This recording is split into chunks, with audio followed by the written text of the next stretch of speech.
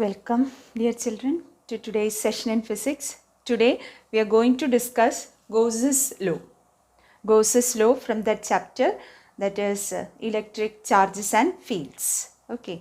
So first of all, before going to the statement of Gauss's law, let us obtain what is that Gauss's law. So in the previous class, what we were discussing was electric flux. Hope you know what is electric flux.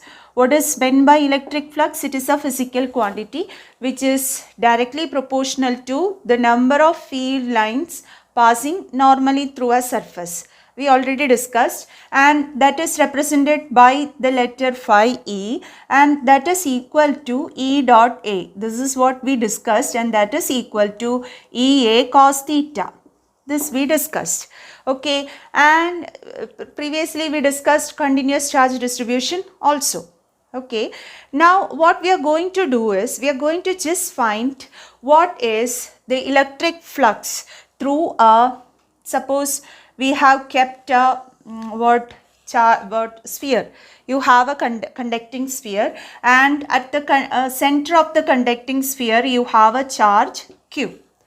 Now suppose we want to find the total electric flux through this surface. What surface? The surface of the sphere. So what is the situation what we are taking? See, what we are doing is we are reaching at Gauss's law. So fine, at the end of this discussion we will be stating what is Gauss's law. So I haven't stated Gauss's law. Don't think that what is Gauss's law. We are going to reach at that Gauss's law. Okay, so we are considering one sphere. At the center of the sphere, a charge Q is kept. And what we are going to find is the total flux through this surface. We can say that surface is a closed surface of the sphere. So what is the electric flux through the closed surface of the sphere? That's what we are going to find. So how will we find the total flux? Because it is a closed surface, how can we find the electric flux? Only one method is there, that is, you can find flux through each small area on the surface of the sphere. So I repeat, on the surface of the sphere, we will consider a small area element. Suppose we consider the area element delta A. So through that delta A, what is the flux? So we can divide the entire surface of the sphere into small areas delta A. Through each delta A we can find the flux, and finally add all those fluxes. You will get the total electric flux. This is what we are going to do. Okay, so let's write what is the flux through this delta A first. So here, what is the expression for flux? E dot A. So here, who produces the electric field? The charge at the center of the sphere, it produces the electric field. And we consider the charge to be positive charge, and the field due to this positive charge will be, it will be radially outward. From the first portion of this chapter, we know the field produced by a positive point charge will be radially outward. So this is the direction of electric field. Okay, so electric field is in this direction. Now area element we took delta A. What is the direction of area vector? In the previous class we discussed, it is always along outward normal. So in this case, that is in the case of this delta A, what do you mean by that outward normal? Outward normal also comes in the same direction as that of E. So outward normal also in the same direction. That means E and delta A, area vector delta A and electric field vector, both are in the same direction. So in this expansion, if we are using this equation, we will get theta to be equal to 0. So that delta phi, so what is delta phi E? It is the flux through the small area delta A, that is equal to E into delta A cos 0. What is cos 0? Cos 0 is 1. So we will get it to be E delta A. So this is our expression for delta phi E, that is the flux through the small area element delta A. Now we will find the total flux. How we will find total flux? You will be thinking we will write for each one. Not like that. We can apply summation. So total electric flux phi E is equal to summation over what we need to do, delta A. Okay, summation over delta A, that is delta phi E. So if we find the sum of all the electric fluxes, we will get what? The total electric flux. So that is the same as summation E delta A. Okay, summation E delta A, that's what our expression. Now we know, think about E. What is this E? In this equation, you know E dot A, E is the magnitude of electric field. Here, what do you mean by E? It is the magnitude of electric field produced by this point charge. What is the expression for electric field produced by a point charge, positive point charge? That is 1 by 4 pi epsilon 0 q by, suppose the radius of this sphere, it is small letter r. So that distance from q to this point, that is r. So it is 1 by 4 pi epsilon 0 q by r square. So that term, see, q is constant, that radius of the sphere also is constant. So in short, what we wrote inside the summation, that term E is constant. Okay, it does not depend on that location of delta A, whereas that delta A, it do not depend. We know for this point charge, the field due to point charge, it is spherically symmetric. That means on the surface of this sphere, on all points, the field will have the same magnitude. So what I mean is, this E can be taken outside the summation because it is constant. Hope you followed. So 1 by 4 pi epsilon 0 q by r square summation delta A. Now our step got simplified. Here, what is summation delta A?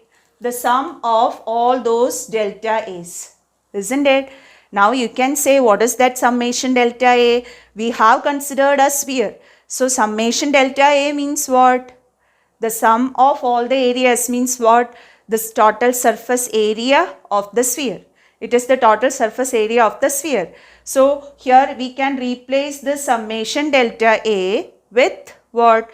Area of the sphere. What is the expression for area of the sphere? Area of the sphere is 4 pi r square. So I will write this phi E here. So what is our phi E? Phi E is equal to 1 by 4 pi epsilon 0 into q, that is the field, then by r square, that into delta A. What is delta? Summation delta A? It is 4 pi r square. So the thing is this, it is getting simplified. 4 pi get cancelled, r square also get cancelled, and we get the result to be q by epsilon 0. So this is what our conclusion. That means the total, what is phi E? The total electric flux through this surface of the sphere.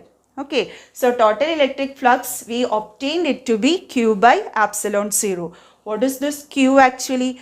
This surface encloses this charge, isn't it? We considered it to be at the center. So physically, when we think about that charge is enclosed by this surface, or the surface encloses that charge. So from that only we frame that Gauss's law. So what does Gauss's law states? Mathematical statement is nothing but phi E is equal to q by epsilon 0. Phi E is equal to q by epsilon 0. That is the mathematical statement of what Gauss's law. So in words, how can we state? Total electric flux through a closed surface is equal to 1 by epsilon 0 times the charge enclosed by the surface.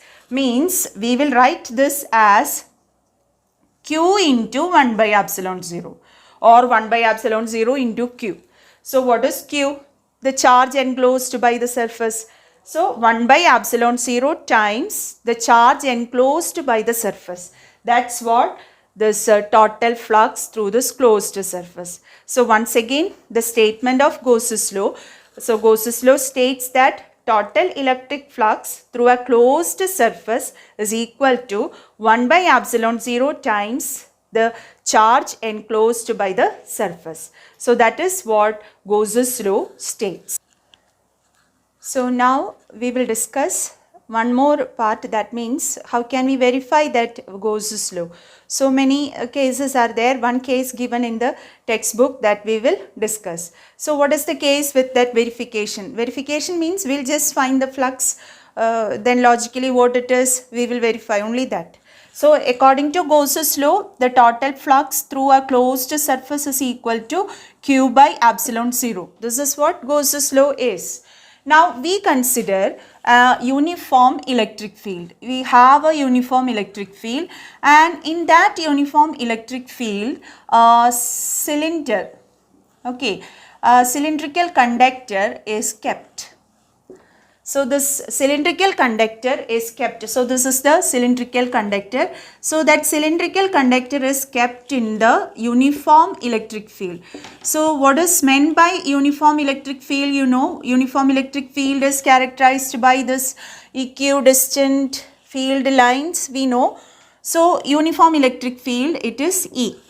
Okay, so this is the direction of electric field. It has same magnitude everywhere, wherever we have drawn that electric field, no. So that electric field has the same magnitude and direction.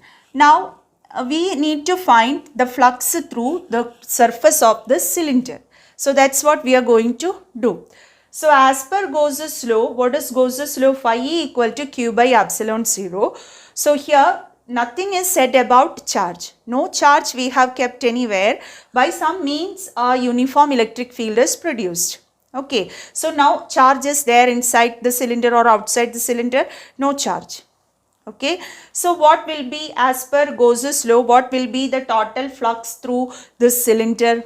As per Gauss's law, total flux should be equal to 0. So by Gauss's law, okay, so by Gauss's law, we have phi E is equal to 0. Now, we are going to see whether we are getting that 0 by using what the expression for field and all. The expression for electric flux, we know expression for electric flux is equal to summation E dot delta A. So, as we did in the previous case, for small area or any area, you have to find flux and find the sum. That's what we need to do. Okay, so that procedure we are going to do, and we are going to see whether we are getting 0. If we are getting 0 means Gauss's law is verified. So this is what we are doing. We are verifying Gauss's law where in the case where a cylindrical conductor is kept in a uniform electric field. Okay, so first part we said, that is as per Gauss's law, the flux is 0. Now from this definition, let's see what is it. So for that, we consider the total surface area to be in 3 parts. Here you have a base area, we call it as 1. Here you have another base, that is 2, and you have a curved surface 3. So what we will do is this, we'll find the flux through these surfaces. That is the surfaces 1, 2 and 3. And the total flux will be the sum of fluxes through these 3 surfaces. That's what. Okay, so let's start with first one here. So for this surface, okay, for this surface, so at surface 1 or at surface 1, area vector, what is the direction of area vector? You know, outward normal. This is the direction of area vector. And what is the direction of electric field? This is the direction of electric field. So area vector is in this direction, electric field is in this direction. So both of them are in the same direction. So the electric flux will be equal to, so at surface 1 we write phi 1. So phi 1, phi 2 plus phi 3 will give you the total flux. So in this case phi 1 will be equal to EA cos theta. Here cos theta, theta is 0. So cos 0 is 1. So it is EA, where A is the area of this base surface or base area of the cylinder. Hope it is clear. Okay, now similarly in the same way we will find at the surface 2. At the surface 2. So what is the direction of electric field? Since it is a uniform electric field is in this direction because throughout it has same direction and magnitude. And area vector, when we think about area vector, it is in this direction.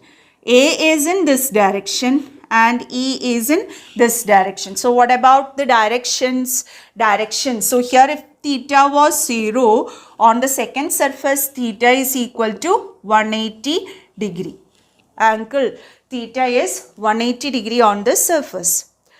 Okay, so what will be our flux? Phi 2? Phi 2 will be equal to EA because A will be same, both the surface same base, same cylinder, no? So EA cos 180, cos 180 is minus 1. So EA into minus 1 means minus EA.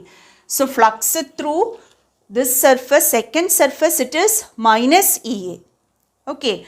Now let's find the flux through the third surface, that is the curved surface. Cylinder, you know, curved surface is there. So what is the flux through the cylinder, this curved surface?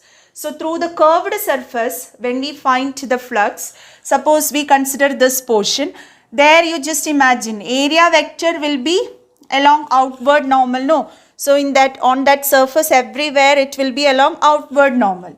And what about the electric field? Electric field will be along the surface like this, along the cylinder, along that length of the cylinder, electric field. So electric field is in this direction and area vector in this direction. And what is the angle between the two? The angle between the two is 90 degree. So at the surface, what 3? So I am writing it here. So at the third surface, so at surface 3, phi 3, we will get it as E dot A, that is EA cos 90. Cos 90, as you know, it is 0. So phi 3, you will get it as 0. So flux on the first surface is EA, flux at the second surface is minus EA, and flux at the third surface is 0.